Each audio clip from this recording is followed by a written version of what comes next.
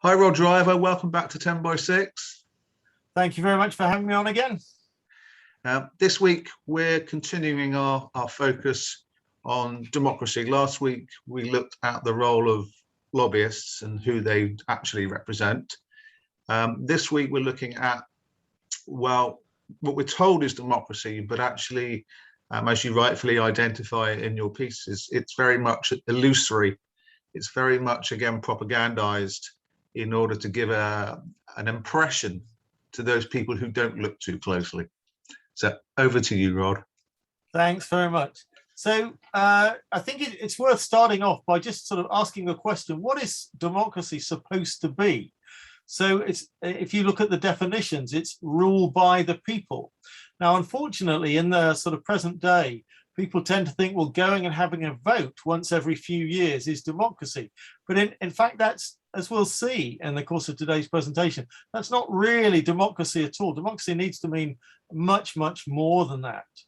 So it's probably the case that the only period when democracy in Britain or America has worked well would have been a 20 to 30 year period after World War II. So approximately 1950 to 1970, when in Britain we created the National Health Service, and we made the government of both Britain and America made a genuine effort to improve the quality of life for the majority of its citizens. Now, before 1945, that probably was not really the case very much in either country. And I would have said quite clearly since about 1980, that has not been the case again. So in fact, there was only this short window where democracy appeared to be working really well. So let's look at a bit about what has gone wrong with democracy in the last few decades.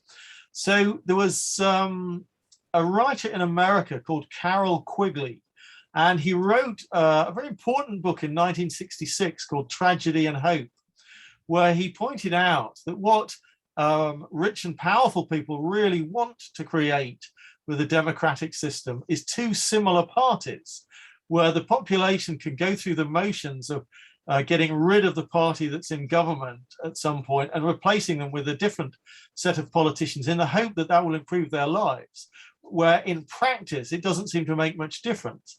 And both parties carry on running the country in a fairly similar way, in a way that works for the rich. So I often use the term political capture.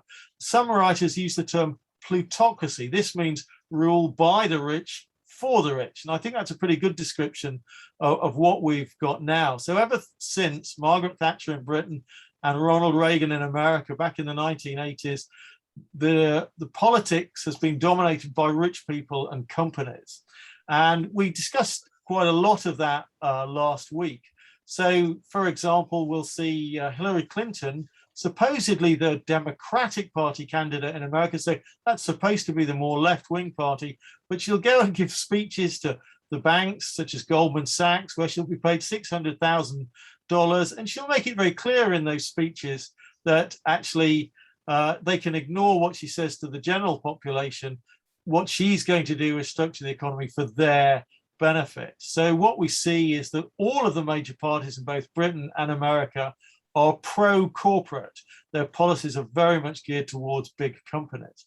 And people might remember that a few years ago in Britain, Tony Blair from the Labour Party and David Cameron from the Conservative Party were often sort of compared as clones, that they were virtually indistinguishable as people, and their policies were virtually indistinguishable as well. So if we look at, say, foreign policy, even the Russian leader Joseph Stalin pointed out that when it comes to British foreign policy, the Labour Party is just as militaristic as the Conservative Party when it comes to controlling countries and resources overseas. And if you look at the recent wars that we've had, so you look at Iraq, that was the attack on Iraq was led by George Bush, who was a Republican candidate. And in Britain, we had Tony Blair, who was the Labour Party candidate. When you jump forward a few years to the attack on Libya, you have Barack Obama, who was the Democratic Party candidate, and you have David Cameron, who was the Conservative candidate. So in fact, there's really no difference between the parties. They are all pro-war. And if you look at what happened much more recently in the last few years, where we had Jeremy Corbyn, who became leader of the Labour Party, and then Bernie Sanders representing the Democrats running for president in America. What we saw was that both of those parties actively worked against their left-wing candidates to undermine them, clearly demonstrating that the senior insiders in those parties would prefer to have right-wing leadership, even if it means the other party wins the election. So it's been clear for many years now, especially in America, that elections and the build-up to their elections are a form of theatre. So they have massive news coverage day after day for about a year and a half, when in fact it doesn't actually matter who wins the election. The main policies, the most important policies, are going to continue unchanged. So there's a number of sort of threads to democracy and where it fails. So one of the things that we need to talk about is power. And this is a topic I'll keep returning to week after week, because the mainstream media just do not talk about power enough.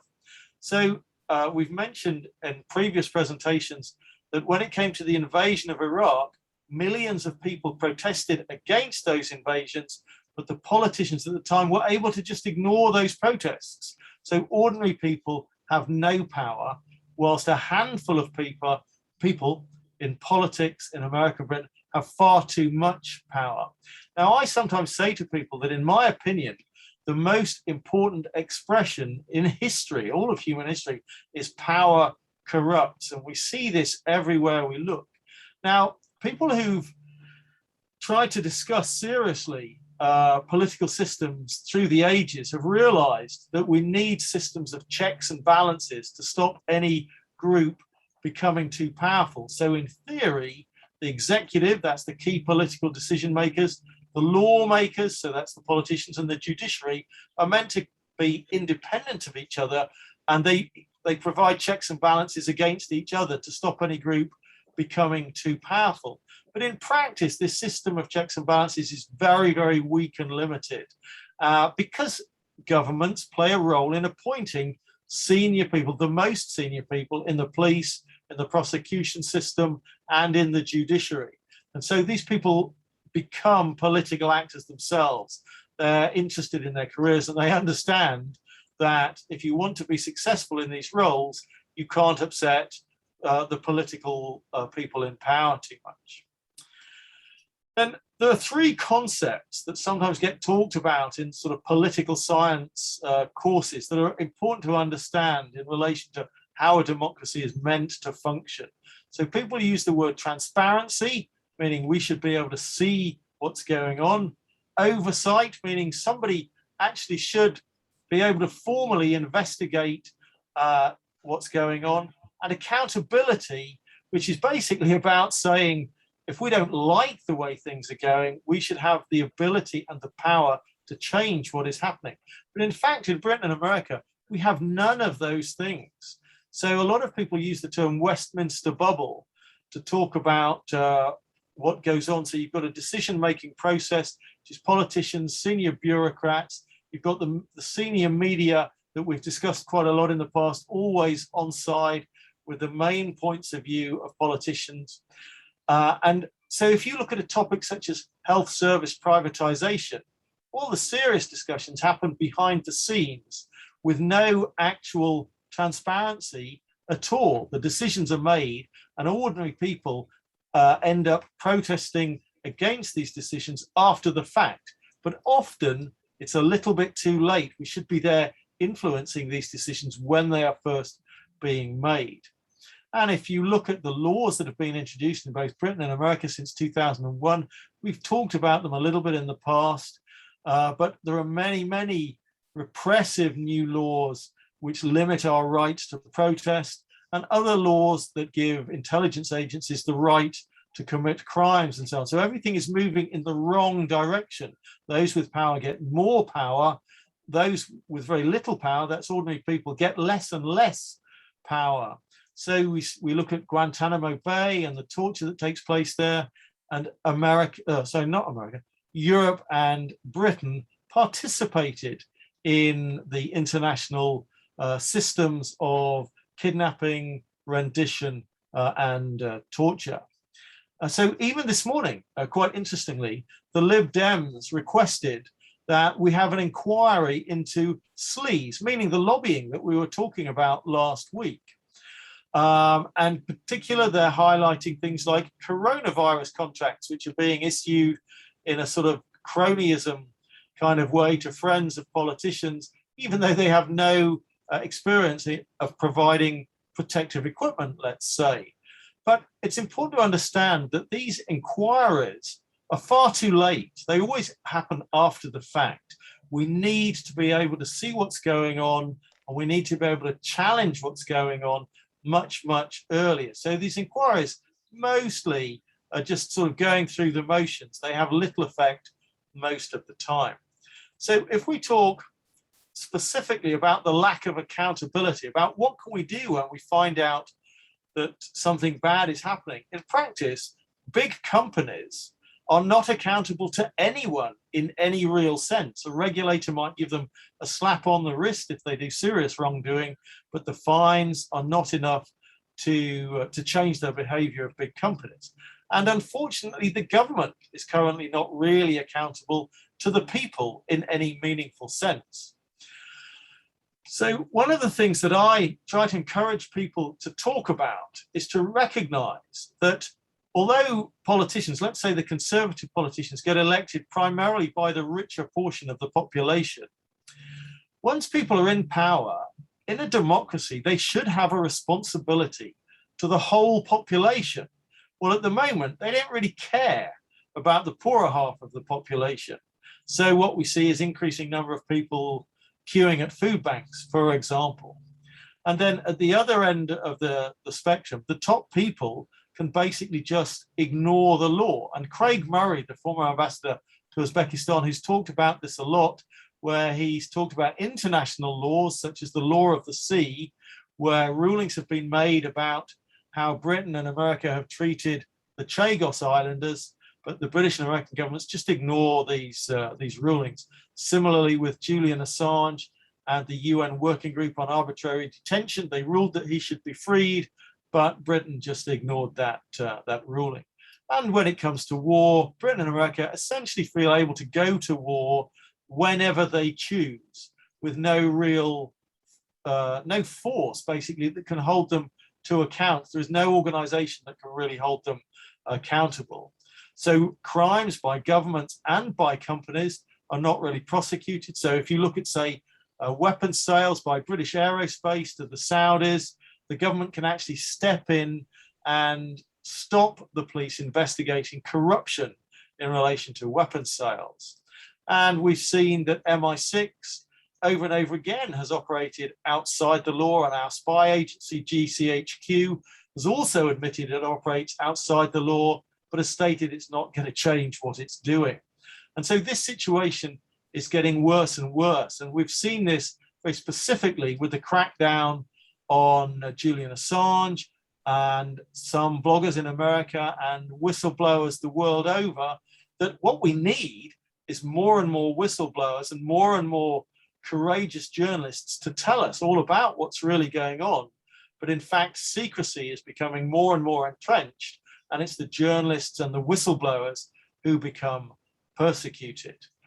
So in 2014, an American writer called Mike Lofgren wrote a book called Anatomy of the Deep State, where he uses the phrase a state within a state to describe the invisible decision-making that currently dominates American politics, and to a slightly lesser extent dominates British politics as well.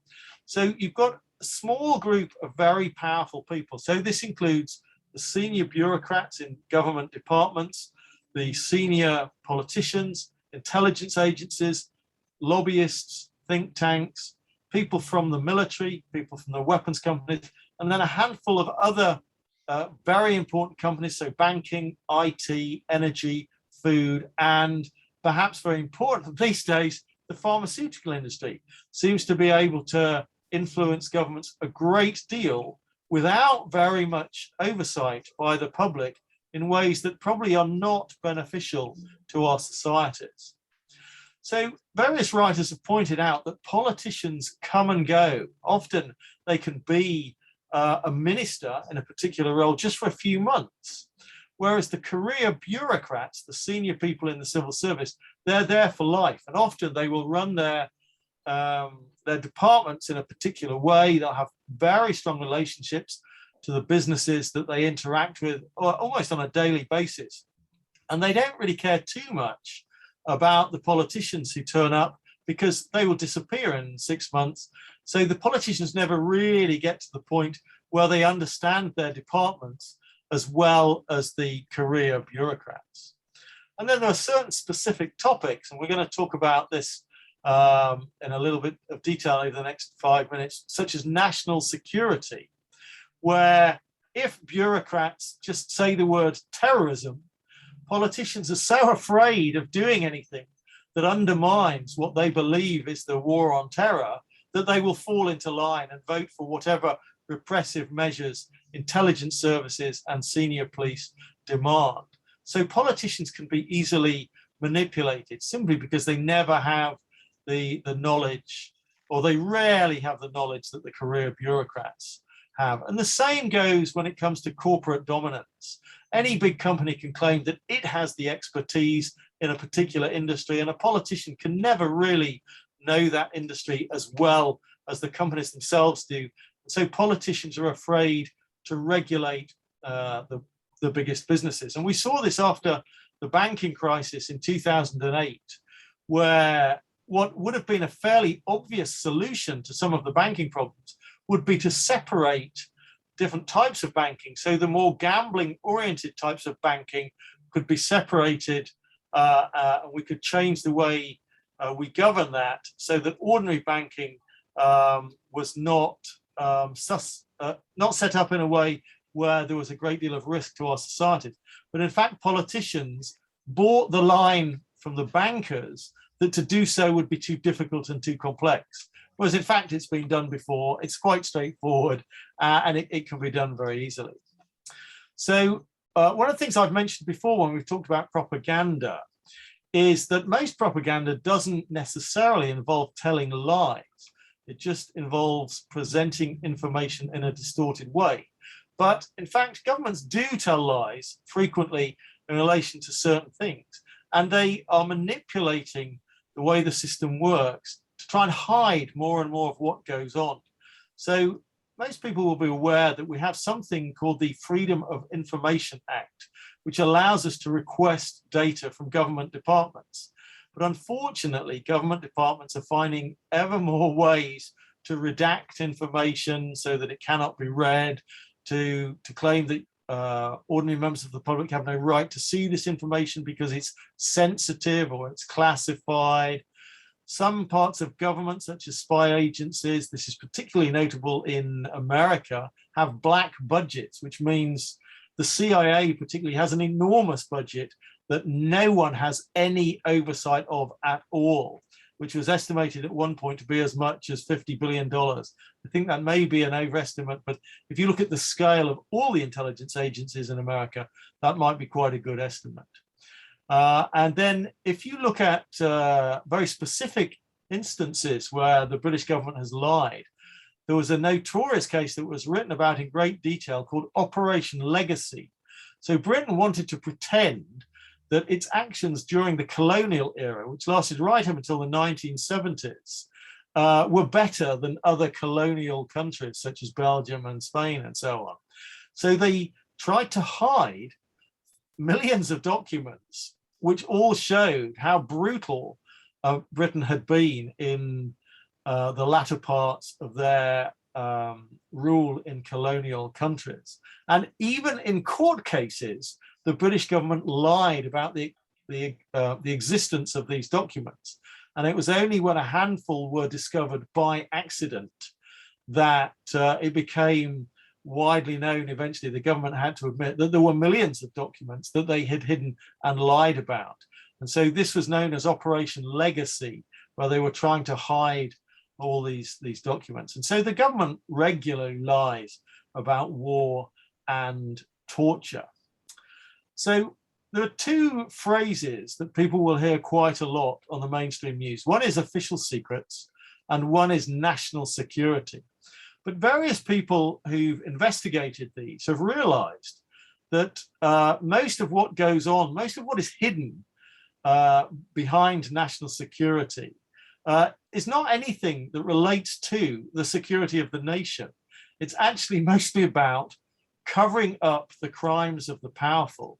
And in fact, this is something that WikiLeaks demonstrated very convincingly when whistleblowers released documents through WikiLeaks so that everybody had the opportunity to look at them, that there were these millions of classified documents, nearly all of which were hiding crimes and unethical activities and embarrassing secrets that the government didn't want us to know about. And various other insiders have said there is massive overclassification of documents. So in fact, one insider said that as much as 99% of information that is classified should never really be classified at all, certainly not for any long period of time. So in fact, apart from the specifications of defensive weapons systems, you can make a pretty strong argument that nothing else should be kept secret, and certainly shouldn't be kept secret for any length of time.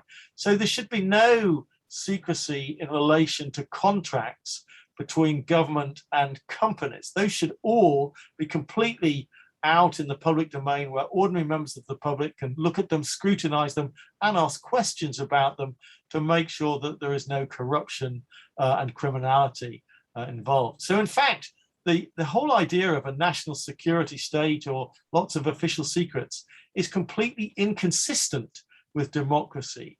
What I was saying at the beginning is it's really crucial in a functioning democracy that we, the people, have oversight of what is going on.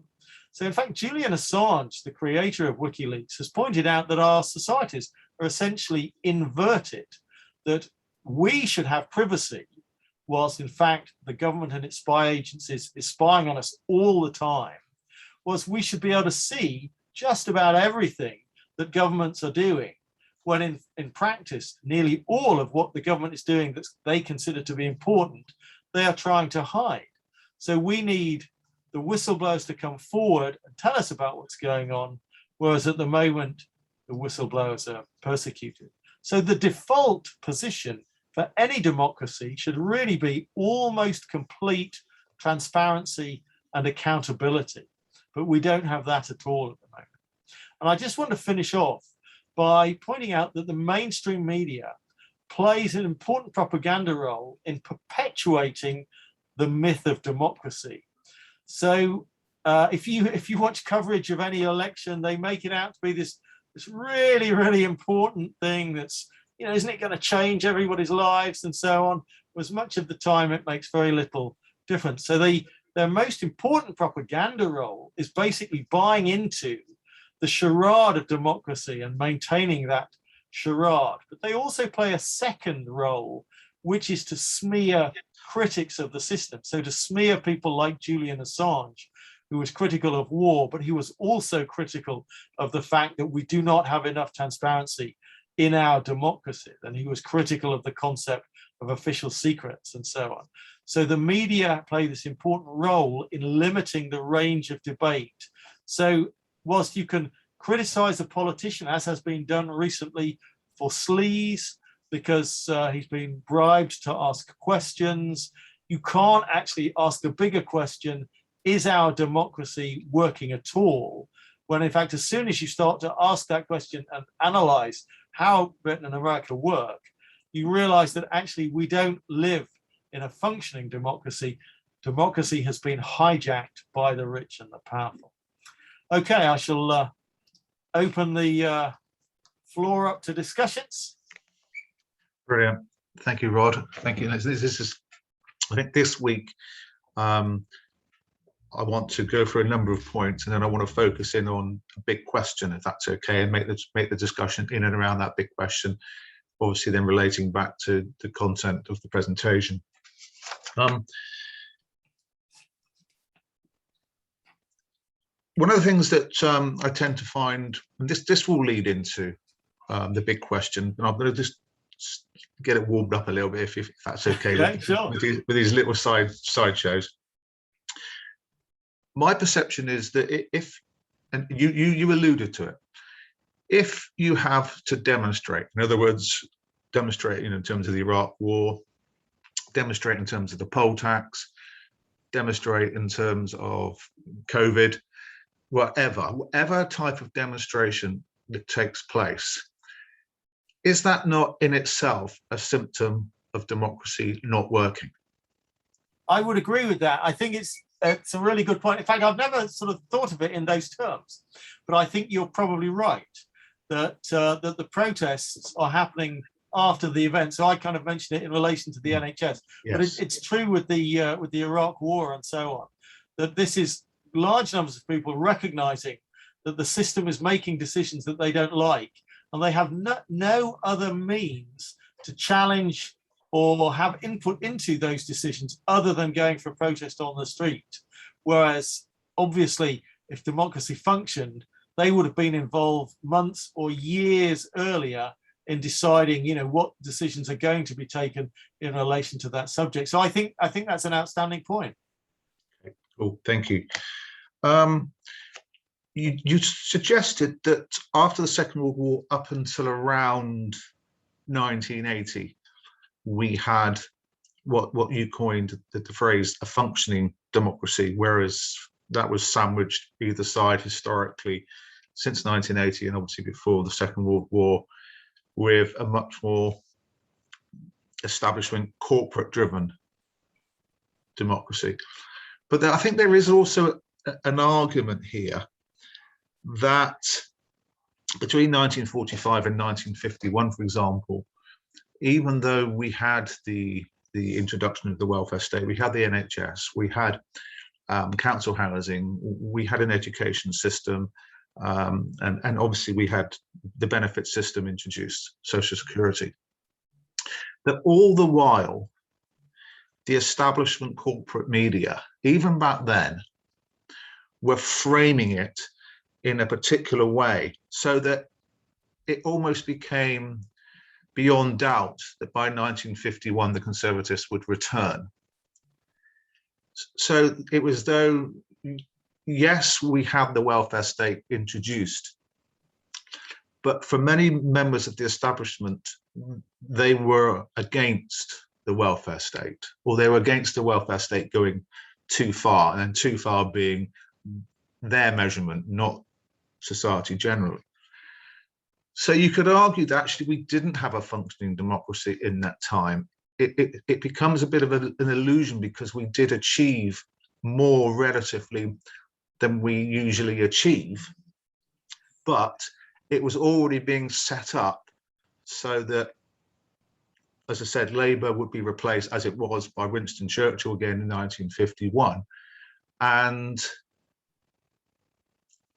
we were back on their chosen path as opposed to our own. And it was only because of the popularity of the welfare state that the Tories couldn't come in 1951 and slam dunk it.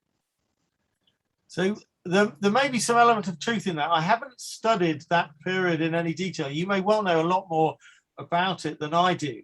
One of the things that interests me about the period up until the 1970s was that tax rates did go very, very high, peaking at 98% for investment income, which to me is a sign that democracy is working somewhat. So you may be correct that it was never anything like an ideal democracy should be.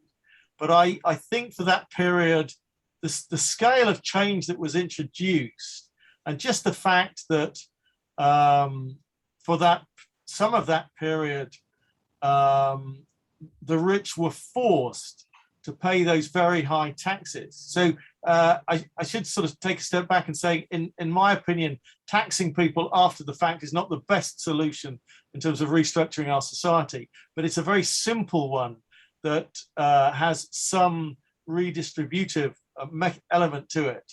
So it worked up to a point. So I'd have to research that period in a lot more detail to give a properly informed answer. But I just feel that even if it's only in relative terms, if you look at the progress that was taking place for a few of those years, if we could carry on making the same sort of progress from 1980 onwards, you know, we might now all be living quite nice lives.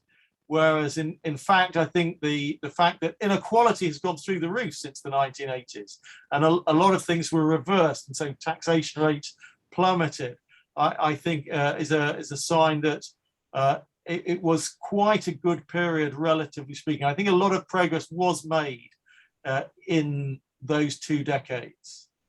Thank you. And that will feed in a moment to sort of the more macro question. We obviously, in the last week, and feeding on from the discussion we had last week about lobbying, we've had a very, very explicit example with the Owen Paterson case, and the way in which I was about to say the government have managed it, but it's the government that have mismanaged it. But having said that, you never quite know whether what they're doing is a symptom of collective, what the phrase would be, but the inability of government, the inability of certain politicians who come from a public school background to cope in the public world, because there seems to be so out of touch, which is again something that you alluded to. But you know, a lot of people have read about the Owen Paterson case, so we don't need to cover it now. But I do wonder whether, again, you use the example this morning of the Lib Dems. Now, I wonder if anybody in this country, and I'm talking anyone, has any faith in the Lib Dems to come forward and reconstruct society that would enable it to be much more transparent, because I very much doubt that anybody could actually point to any empirical example from the Lib Dems in the past. So the chances of them being able to do it in the future, or even aspiring to do it, I would say are zero.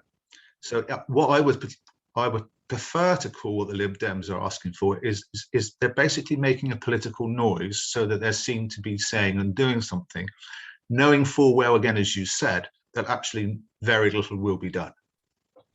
Well, I'm sure that's true, and often I find that trying to separate the political noise from what people are really attempting to do is very difficult until you're a few years kind of further down the line and you have a lot of benefit of hindsight, and then you can show quite clearly that it was all just kind of smoke and mirrors, and as you say, they're just making political noise.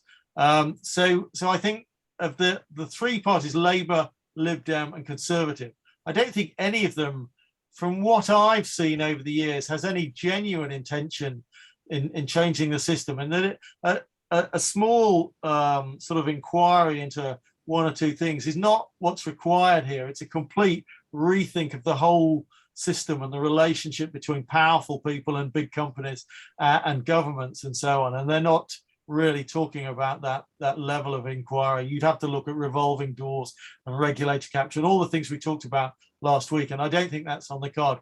Yeah. Interestingly enough, we do have one party that often talks about doing things much more democratically, and that is the Green Party. Now, I've never been a member of the Green Party, and I think it's interesting that, from what I understand, it is the only party in Britain that does actually create policies based on what its members think policy should be. It's a properly democratic party. And I think probably if they had any serious influence, if they had more than one politician in Parliament, and if they had any power, I'm sure they would love to start having a serious look at how the power structures work within Parliament. But unfortunately, Caroline Lucas by herself, I don't think, has ever had sufficient influence to change these things. And I actually remember, slightly on a different topic, but Caroline Lucas and Jeremy Corbyn. I was once talking to Jeremy Corbyn some years back before he became famous, and he was saying that he and Caroline Lucas would often be in these committee meetings which were related to a sort of military action in the armed forces. And they would be saying, can we try and avoid war if possible? And everybody else in the room would look at them as if they're completely insane or from a different planet. And so you realize what they're up against. And so the mindset of the vast majority of MPs is not to seriously change the system very much, because unfortunately, many of them realize that they like the system as it is because they benefit from the system, and they like the fact that when they leave politics, they can go and get these well-paid jobs with big companies and so on. So I don't see the current generation of politicians in making any real attempt to make any significant changes. No, and I think I truly believe that one of the major problems and one of the major mistakes that the Green Party have made in recent times is siding with one of the biggest corporate machines on the planet, which is the European Union. Because by doing so, they've negated much of what they said about the democratization of British society, because they are basically still arguing that the machine that's run by corporations that takes in, well, 26 countries now, is a better scenario for us. Whereas those people who argue for democracy, proper democracy, would say that is illogical and ridiculous. And it feeds in, Rod, to this macro question then that we can discuss here. Is it possible to have a democracy in a hierarchy? Oh, that's a good question. That's you have to spend a bit of time thinking about that. I think when you say a hierarchy, so inequality of power. So I think there's an interesting thing about power, and that I think you're always going to have somebody somewhere with power in any society, simply because otherwise I think you would just end up with chaos. But isn't that in itself, I mean, we can make this much more, bouncing backwards and forwards, but isn't it that in itself an obstacle to democracy? That belief that chaos is purely a result of not allowing people to have power, because ultimately the argument is that our system needs decision makers. Right, okay, so any system, let's say, needs decision makers. But the assumption therefore is the people who have the power ultimately make the decision, even though they may not have the knowledge, the skills, the understanding, or the personality to be able to bring all those things together in the best interests of the whole. So I think it's a really complex question. I think you could study this for 3 years at university and never come up with a really good answer. But what I would say is this. So if you look at that period, 2 decades after the Second World War, and if you look at Scandinavian countries where they appear to have been reasonably successful in creating democratic systems which have really improved the quality of life for the vast majority of their citizens, I think probably you can have a functioning democracy and still have some sort of elements of hierarchy within the system. I don't think they're completely incompatible, but I do think it requires that you set up your democratic systems in ways that make them resilient to the desires of the powerful to hijack them, if that makes sense. But Rob, can I just bring in here? If you took any of those politicians and those systems that operated in Finland, Sweden, Denmark, Norway, in the time frame that you're talking about, and brought them into the UK, which is a much smaller landmass and a much bigger relative population, are we still saying that they would work? I see no reason why they can't work. So my assumption would not be that it cannot work. My assumption would be that it's very difficult to make it work. And it's important to think at the outset how you structure it to stop concentrations of power distorting it. So one of the things I've talked to them in previous weeks is about companies taking control over politics and so on, and that the politicians see the world from the point of view of the 1%. I actually feel that it would be perfectly possible to almost completely eliminate the 1% from politics And oddly enough, I came across something not long ago. I haven't researched it in detail, which was sort of hinting that that is what Sweden did. They basically said to all their richest people, look, you go and do what you want to do, but we are going to run the country for the benefit of everybody else. Now, I'd have to research that in some detail before I sort of wrote anything about it. But I think that the people with economic power have enough economic power that they don't need any help from government. But the other 99% of people do need help from government.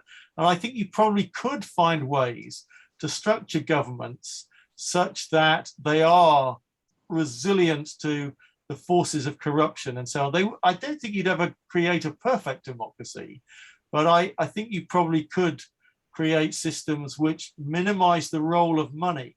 And in fact, this would be sort of one of the things that we've sort of talked about in the past. When we talk about, say, nationalizing an industry, if you remove the profit motive, then in the past, the government has managed to get the railway system working quite well for the benefit of everybody. We've managed to get the healthcare system working quite well for the benefit of everybody, and so on. So I think these things are not impossible, but I think you do have to remove the profit motive, and you also have to remove the relationship between the most powerful businesses and governments, if that makes sense. So I realize my answer is a slightly uncertain answer, but I think it's a challenging question to answer with any certainty. Yeah, because I think your answer makes perfect sense. But my philosophy is that ultimately what's happened to us is that we've become trapped in somebody else's cage, and we're living by somebody else's rules. And ultimately, yes, we can argue, and I totally agree, that the greed element, the motivation by the pecuniary, by an inanimate object, has taken over our psychology. It's taken us over in such a way as that we become obsessed with materialism, which Nietzsche argued and predicted would replace God. But the problem is, I always, I come back to this idea as well, that we're still in the cage. We're just playing with bits. We're removing this and bringing in this, and we're moving bits around. And ultimately, we leave ourselves vulnerable, as Sweden obviously has, to veering to the right again.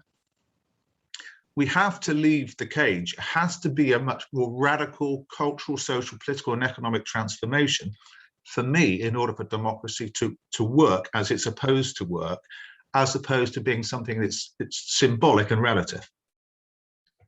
So I would agree with that. And I think it's a shame that in those periods where democracy appeared to be working more successfully, governments didn't dismantle some of the structures that fairly obviously create the sort of divisions in society. So to my way of thinking, the private school system is one element of the system that should have been completely dismantled, a bit to avoid the sort of creation of privilege again in the future.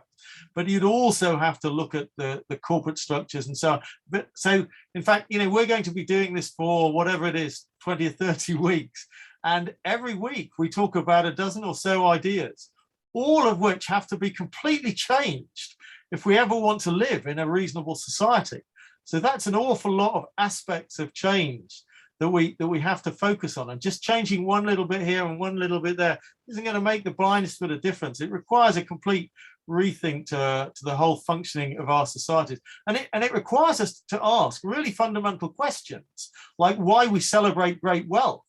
If we actually stopped celebrating great wealth and we actually sort of thought about the people we celebrate as being good people, if that makes sense, as in not the greediest, not the most ruthless, not the most sort of warmongering, not the one who's made the biggest profit or has the greatest wealth, but we eliminate all of those things as desirable goals for individuals and for companies too, in fact, that we have to start thinking qualitatively about what is the purpose of our societies, what do individuals want out of life, and so on. And so as we sort of come back to every week, it's about the next generation of children growing up, not worshipping money, not really striving for power per se, but recognizing life is about cooperation, working together, and to see what we can achieve if we help each other. And unfortunately, though, we have to get all the children from all the countries uniting. And of course, what we are seeing is that those who determine reasonableness on our behalf are doing everything they can to make sure that that doesn't happen. So it goes back, just to finish off, I think, Roddy, it goes back to every generation hopes that the children following will make it better. And yet, when you look back historically, it doesn't happen. Yeah. Certain things happen that we can celebrate, but they're so relative. They're things that we celebrate. You know, the civil rights movement, Martin Luther King. You know, we go on and on about that, even though the guy's been dead for 53 years and he was assassinated. But we still go back to that time, even though from the 1970s onward, conservative America did everything to push that right back. It wasn't a transformative moment that's linear. It was a time and space. Yes, it's changed attitudes. Yes, it's changed the way we think.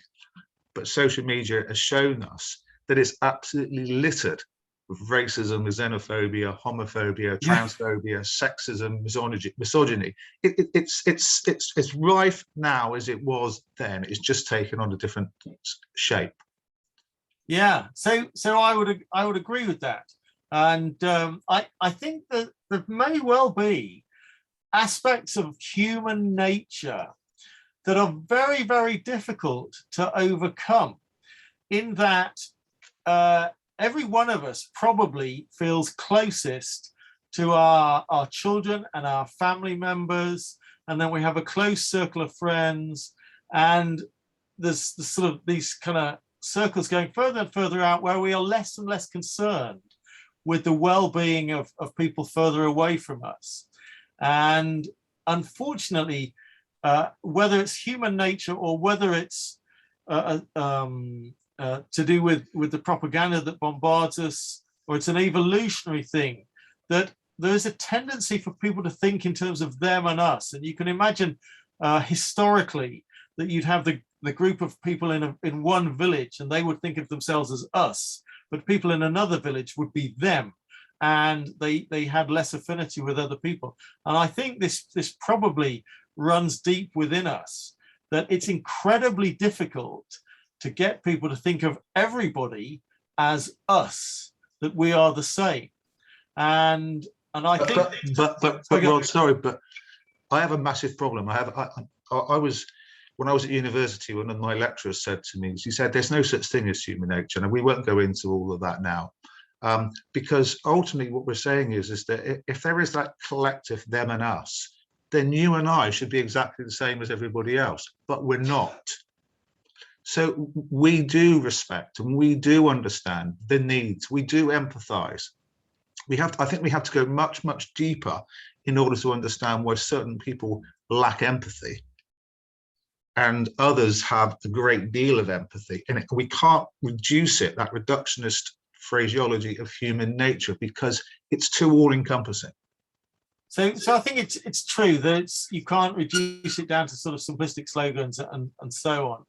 And probably, as with many other things in life, I think probably our level of understanding of human psychology is just sort of scratching the surface. In a few hundred years' time, perhaps we might start to have a better insight into human psychology. And strangely enough, when I was first writing, I often used the analogy in terms of understanding psychology or other complex phenomena, that if you think of medicine a couple of hundred years ago, and if somebody got a leg injury, you'd get a big hacksaw, you'd hack off the leg, and you'd dip the stump in tar, and you'd hope the shock didn't kill the patient.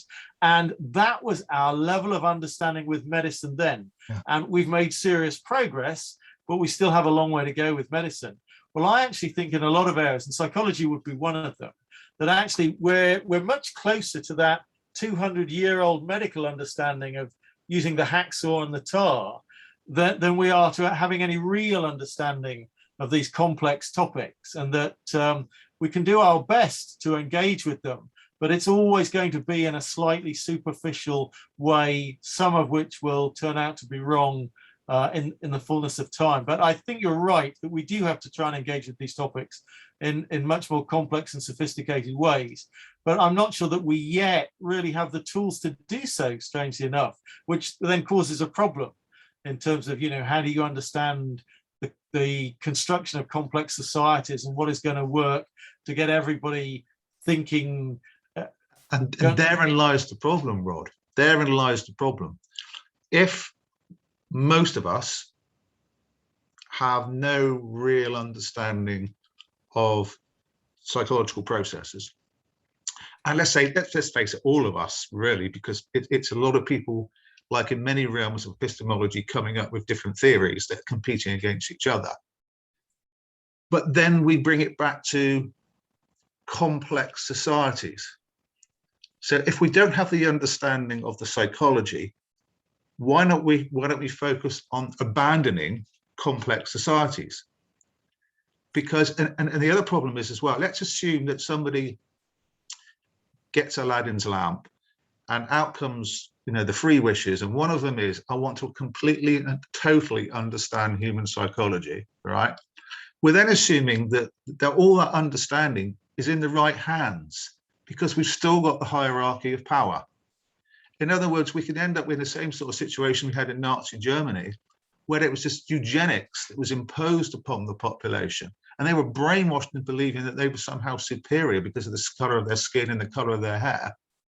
It all turned out to be complete, excuse my language, bollocks. Yeah. And yet millions and millions and millions of people died in this fatuous evil experiment. So if we don't understand that element of epistemology, then let's focus on the problems that we do understand. And one of the problems that we do understand is that complex societies are very much part of the problem. So I think that's true. And I'm a great believer in that we should try and simplify things where we can. And then the question becomes, to what extent can you simplify things? So I think it's probably the case that in terms of corporate structures, which is something that I research quite a lot, probably we could make them much, much simpler. And this would make them much more easy to oversee. Basically, there would be much greater transparency. It would be much more difficult for them to do the tax evasions, but to do general criminal and unethical things. And so we could simplify that. The extent to which we could simplify political structures is not something I've studied very much. And I think we probably could, but you may know a great deal more about it than I do. No, I mean, just to finish off now, and we will be coming back to many of these points over the coming weeks. But if we were hit by an asteroid again, but it didn't have the effect of destroying all of humanity, it still left small pockets of people just getting by, just finding ways to survive the impact and everything else. I can guarantee that one of the first things that these people wouldn't think of is, let's create a corporation. Yeah, well, I'm sure that's absolutely right. Yeah. Although, say that there's an interesting question that part of the reason for the complexity starts with, say, the idea of trying to feed 8 billion people. And you think, what is the best way to go about doing that? And strangely enough, when socialist systems of food production were tried, so I remember seeing an interview with people from Tanzania talking about what they attempted to do after they gained independence. They found that the socialist systems of food production, for some reason, for various reasons, didn't seem to work very well.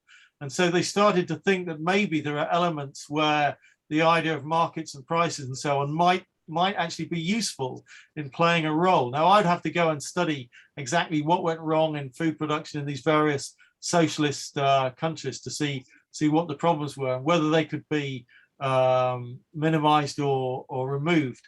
But I think you're right that I think we've created these artificial structures that we call corporations, which have turned out to be a bit like a Frankenstein's monster, and that they are so corrupting of our political systems, of our media systems, and various other aspects of our societies, that we should question why they exist at all, and certainly why the biggest ones exist at all, and so on. So I think that's a great point.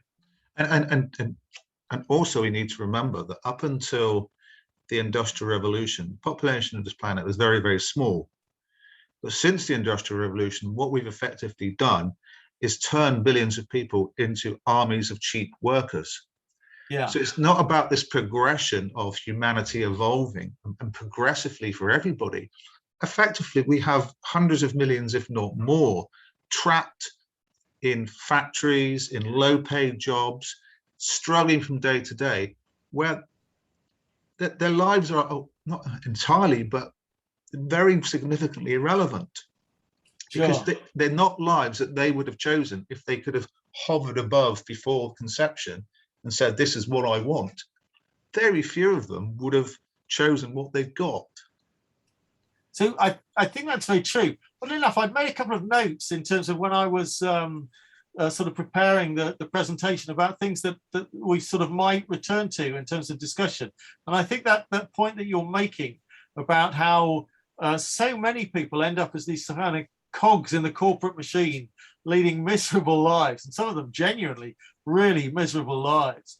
And one of the notes I'd put is to say that neoliberalism, which is the word I use to describe the current corporate system, but also the law as it relates to companies and the relationship between companies and governments, that neoliberalism is not really compatible with democracy at all. No. That if we want to have democracy, we have to completely change away from neoliberalism, which means changing many of the things that we've talked about in terms of lobbying and corporate power and the profit motive and the ability to exploit staff and so on.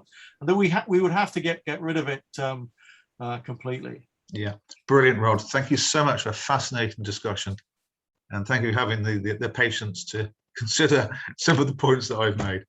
Thank you very much. We were starting to get into quite big picture issues today, and you'll probably notice from my answers that I'm not so confident with the big picture stuff, because I often think, to me, it's very easy to see what is wrong with our current societies.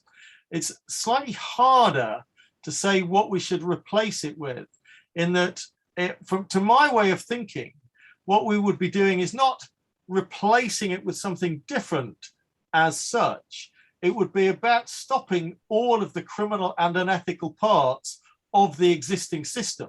But that would mean a massive change. It would mean there would be no huge companies and so on. And it would mean you would have complete oversight and transparency and accountability. So it would be a very different system. But yes, you'd start with essentially the same. Walking along the street, it wouldn't look very different. But in terms of the mechanisms going on behind the scenes of how politics works, it would be very different. And as you, the very last point, and as you say within the writing that we focused on this week, it means removing the sociopaths that are effectively making these decisions on their behalf and not us. Thank you so much, Rod. Thank you so much. Thank you. See you next week. Yeah, cheerio.